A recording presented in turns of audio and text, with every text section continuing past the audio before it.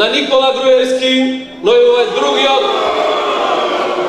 овој другиот Никола Тодоров. Помина време на неодговорно и своеволно владење. После 10 години коруптивно владење немаат право ништо повеќе да ветуваат. Се што остана од нивното владење се пусти градови и села и преполни приватни сметки во рајските острови.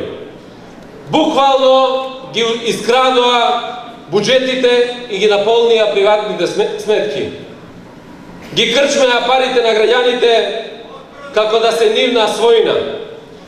Колку побогата стануваше фамилијата на власт, толку посиромашни беа граѓаните на Република Македонија. И кога граѓаните го видоа нивното вистинско лице, почна да зборуваат за наводни федерализации и двојазичност. Сакам да им порачам, Македонија ќе биде и поединствена и посилна држава него што беше во овие 10 години. А Македонија ќе биде и послободна и подемократска, како што беше Куманово, кое што е 4-јазично.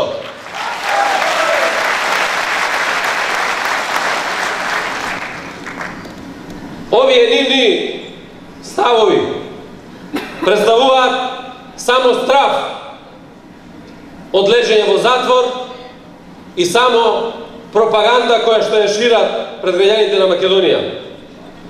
Мислеа дека со вакви конструкции што ги изнесуваат пред македонските граѓани ќе го поразат оваа заедништво, оваа снога која од ден во ден станува се посилно.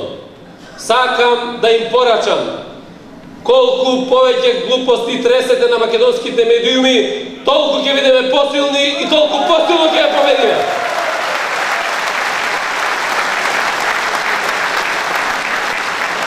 И нема да ја задушите нашата заедничка желба и визија за градење на посилна и подобра Република Македонија. На ваквите лаги и конструкции добија конкретен и директен одговор, а тоа се луѓето кои масовно се приклучуваат и тука во Куманово, и во Газибава, и во Чучер Сандево, и во Чај, и во Бутел, и во Ѓорче Петров, и во Липково, и во Арачиново, и во Шутовизари, и во Старо Нагорично, и во Македонија која што победува